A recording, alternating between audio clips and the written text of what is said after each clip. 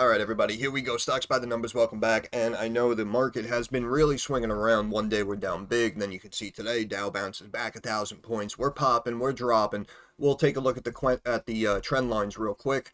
And I did want to do a quick update here on the technicals, just looking at SoundHound real quick. But let's pull up the S&P, and you can see that I spoke just a couple of days ago, maybe. I might have mentioned it in Discord. My apologies, but we broke this trend line here, and I posted that chart, and you can see we bounced back today, and we got obviously above this trend line, and you can see, look where we closed, right at that trend line, right? So now you have to see, this is the idea with key levels. Even when other people on YouTube or in their Discords, if you pay for them or whatever, they'll tell you about the key levels, they'll speak about pivot points, and those are levels that you are supposed to keep an eye on. Okay, so now we're right here at this trend line. So what that means is, right, this is a key level now going into tomorrow. So now, if you can see we got up above it, but we closed right below it, which means technically we rejected, right? So now you got to see if we get above it and stay above it, then we're going to bounce, we're going to hit the fibs, and we're going to meet up with that 20-day again, right? So you got about a 100-point swing potentially on the S&P. Or you can have another rejection, we can open lower, right? And we can start to pull back down to about 5,200, almost 80, 90 points down to the downside, right?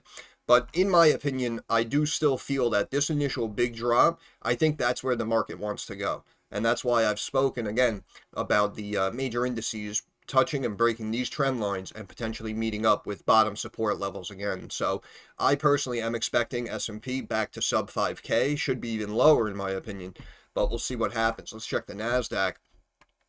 NASDAQ, we can see again, basically moving the same way, right? We're in this downward channel, this downward pattern. And again, we had the big break here to this top trend line, going back to, again, July 10th, 24, touching the top right there, August 22nd, 24, and just cutting down, coming across. And you can see that was a beautiful, beautiful line right there that the NASDAQ bounced off of. But I do think, again, we come back down here and drop to this level here, which is low 17,000s, and then we potentially break and retouch this trend line here, which would be the low 16,000. So in my opinion, the volatility is still there, but again, just like you saw in the S&P, similar chart, and it's right here at one of those trend lines. So if we open up tomorrow, the NASDAQ will most likely follow suit and try to retrace that 20-day moving average. Again, if you recall, the NASDAQ got tossed a little bit of a curveball. NVIDIA was talking recently about chunk they might have to pay in tariffs. So tech has been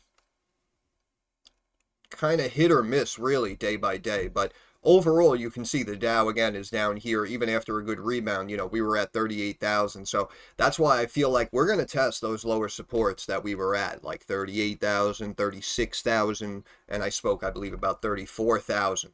If we look here on the Dow, you can see we broke two trend lines here, very similar to the S&P. Now we popped up here, right? So now we have to see again, if we're going to be up tomorrow, then we could potentially climb and retrace the 20-day, and you could be looking at about the low 40,000s potentially. But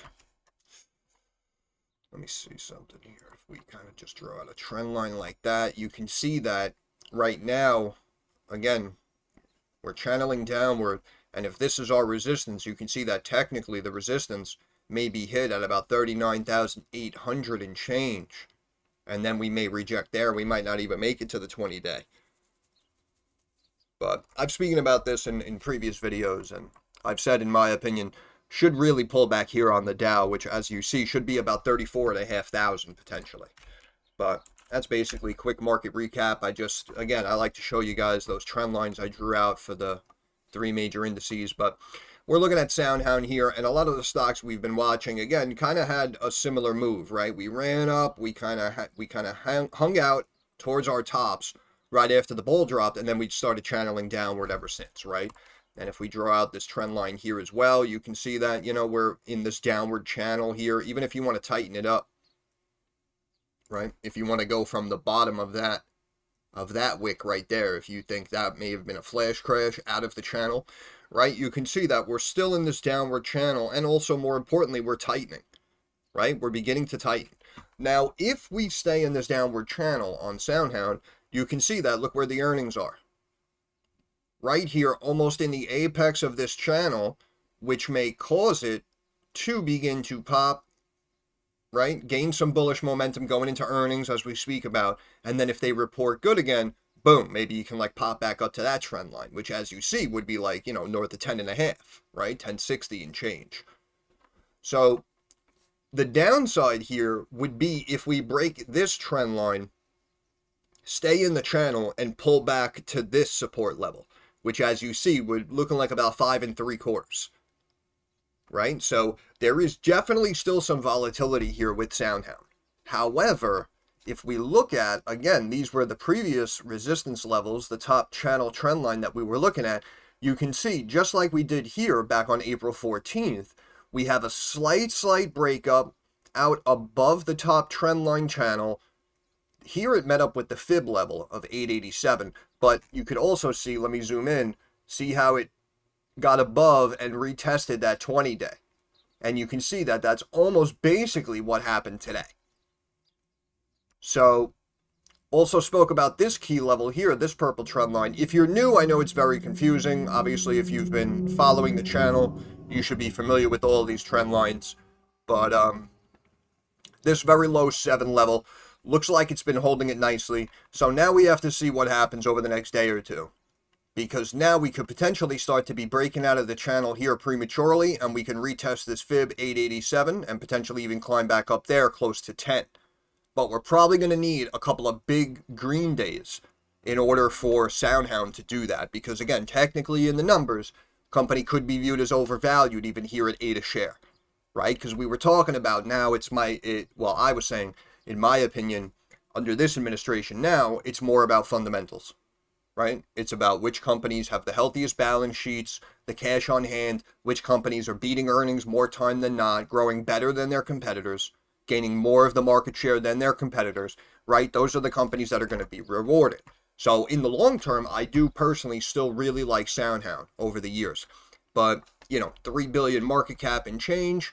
And again, even if we look at the potential over the long term and we kind of sweep the fact that they're operating at a loss under the rug, hypothetically, right, for now. Again, the company's projecting what? Maybe like 120 million for the year in revenue, and we got a $3 billion market cap, right? So that's why, as much as I like it, that's why even when we started to break up here, I would always make videos and mention in my updates, we could potentially come back down. We had the gap up here at 240, whatever. The stock could pull back to here, $5, $4. I would always mention that. And obviously we had the breakout and now we're channeling downwards. So I do still think it's popular. I think that people saw, obviously, how much it ran up and how much potential is here. So I think that even if it does channel back downward into like the 5s or even the 4s, I do think that even if it stays down here for a while, it will eventually climb up and break out, in my opinion. But right here, again, this is going to be a make or break, because we can see last time it rejected and it came back down to the trend line, right? So if we had the slight breakout again, but now we're rejecting off the moving average, maybe markets are red tomorrow, so we're going to drop back down. Now we're going to have to look at this level here of about 735, 7 1/3, and see if it holds that level, because then we're tightening in here and then we're going to break out, right? But if we have a drop below this support trend line here, then we're going to potentially continue to stay in this downward channel. And if we reject down to the bottom of the range, you're looking again at about 5 3/4. Of course, you have a fib here, 687, 615. This is a 1-year chart I'm looking at, by the way. So a couple of levels for you to watch, but now we're going to see if we're going to climb out and break out now, or if we're going to reject, we're going to stay in this downward channel and have to wait for earnings. A lot of the news on SoundHound recently has been this class action suit, but we got a piece of info here. SoundHound AI collaborates with Tencent Intelligent Mobility to enhance in-vehicle experience, right? We were speaking about this, them working with NVIDIA back in the day, and they expanded into the auto industry. We had the Amelia acquisition. Now we're in the healthcare industry. So, in my opinion, I just think they continuously sign these collabs. They get these deals going, and they continuously expand their market share. and expand into different sectors. I do believe that. Deliver its voice and conversational AI services to Tencent's cloud-based tools for the automotive sector. Terms are not disclosed. Under the terms, Tencent will integrate SoundHound Chat AI Automotive to provide drivers and passengers with different apps, car controls, entertainment tools. Shares were up 5%. So, technically, that's good news. And again, pretty much everything has been about this suit. And again, you just have to laugh because, like we said, this was a stock, came out of the gate, obviously, higher than where it went to, fell off big, started to gain some momentum, started to sign some deals. We went down to the low $1, had the news of the NVIDIA investment that brought us up to 10. We tightened, we broke up even further, right? What did we hit? Almost like 25, 24.98. Right? Stock was a couple of dollars, runs up to 24.98. Now you're just hearing about class action suits. Oh, did you lose money in SoundHound? Let me tell you something. If you lost money in SoundHound, you were just not paying attention, right?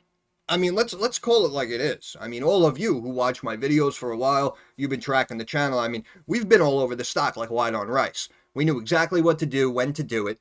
And again, average cost basis, even $3, $4, $5, right? Stock ran up to almost 25. You're up several 100%.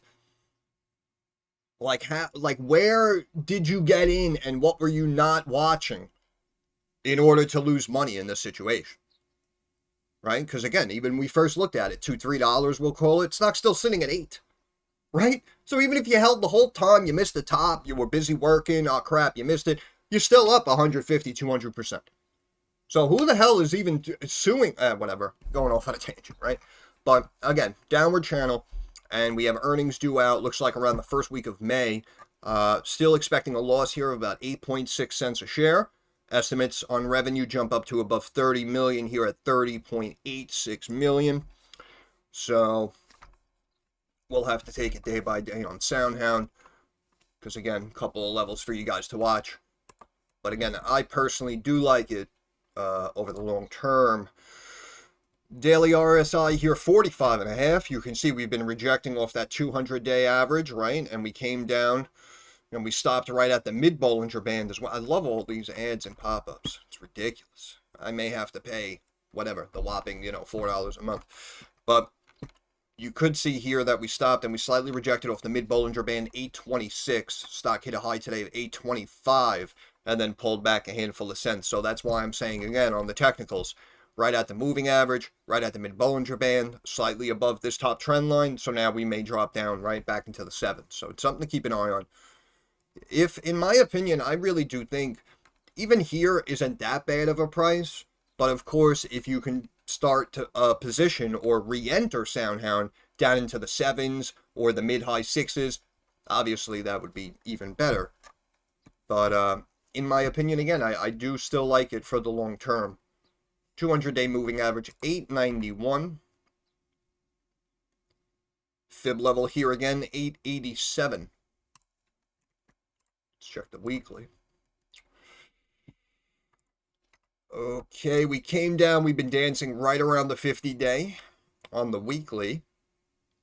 But again, if we're like kind of quote-unquote fundamentally correcting a lot of these stocks, it should continue to drop, really, in my opinion. But, right, even if we come up here, let me see if we extend this. This might be a little too low.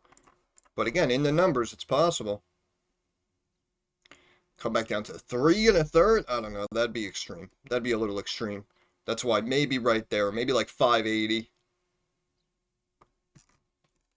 Might be like the ideal entry, maybe. Kind of quote-unquote low of the low, if you will. MACD crossed to the downside back in February, and you can see we're potentially starting to curl. Might be finding our bottom here. So that's why, again, you can see even when we dropped down big, stock was up at 25. Again, we dropped down big. We dropped down just a slight 7 and then had a nice bounce.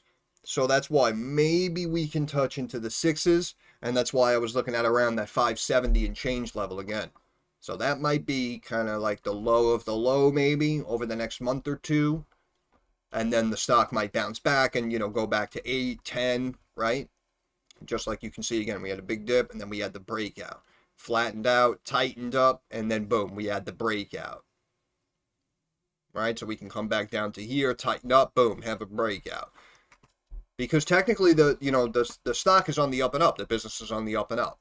So that's why I don't think they can completely crater it down to 3. Of course, again, anything can happen. Full disclosure, right? I want you to understand the risks involved. This company could go out of business, the stock could go to 0. Please understand the risks involved. But in general, looks like it wanted to hold like around that 7 level. So that's why even maybe the low 6s, I don't know if they'll beat it up that much. But again, RSI 44 to third on the weekly, potential curling on the long-term time frame. And again, we've been trending downward here since basically February, right, when that MACD crossed even further. So we could be ready for the bottoming out. Let's check the pivot points real quick. I'll let you go. Yep, we had a pivot point here on the weekly of 6.5, which is basically exactly where the stock went to. Then we bounced back, but we did reject off the 50-day, and again, are staying in this downward channel. So we might drop down again and retest that 6.5 support, which would suck if you buy right now. However, in the technicals, if that's where they want the bottom to be, then that'll be what's known as a double bottom, and then you'll have a bounce and, some bullish momentum, which of course would help move the MACD back up and potentially cross it. Yeah, the MACD also on the daily, very tight here, recently crossed to the upside, we'll call it about 2 weeks ago. It's just been chugging along. But again, we do have the multiple rejections off the 200-day. We have the 50-day, as you can see, ran up and is now curling back downward. So they might wait for it to cross and come back down. Right, 50-day at 961. They might wait for the 50-day to come to like 861 or something, right? Pull it back down lower, bring the stock back down, and then bounce it and have it, again, on the bullish side, start to hit all these points, right? Hit the 50-day, hit the 200-day, hit this pivot point, climb back up to double digits, FOMO, climbs up to 11, 12. Right, you understand? So, in my opinion, it could drop again over the next week or two, but it really should kind of bottom out and gain some momentum, especially, again, if markets aren't too big red. But, again, I know it kind of sounds like I'm playing both sides of the fence because we have momentum, again, for a breakout and some bullish indicators, while at the same time coming off a big green day, and we know how volatile the market is, right? So, again, the Dow could just give these gains back, and we can wake up tomorrow, and now we're down 700, 800 points, right? So everything rejected. So, unfortunately, you have to take it day by day. Definitely hard for a trader right now. So, that's why I would say if you're doing options or if you're trading like SPY calls or whatever, in and out, in my opinion, right? This is a trader's market. You see it. All of a sudden, the VIX starts running at like 12, 12:30 mid-afternoon. Markets start reversing, right? So, that's why if you did happen to call something correct, you wake up in the morning, you're very excited. You had, QQQ calls and the NASDAQ's up. That's great. And when the market opens and you see that big green gain, make sure to lock it in and secure profits, right? That's the number one priority. Should be securing profits. But that's all I have to say about that. And I'll end it there. So once again, Stocks by the Numbers. I want to thank you for stopping by. If you have any questions, comments, or concerns, drop it down in the comments section. I'm usually pretty quick to reply. Thumbs up algorithm helps me get more eyes on the channel. And of course, subscribe to the channel. That is our handshake agreement. That is how you help me help you. But more importantly, moving forward, like I always say, I understand that markets are rocky, they're volatile, and they're very uncertain. So I want to wish all of you success. I hope everyone makes a couple of dollars. Thank you for your time. Have a good day.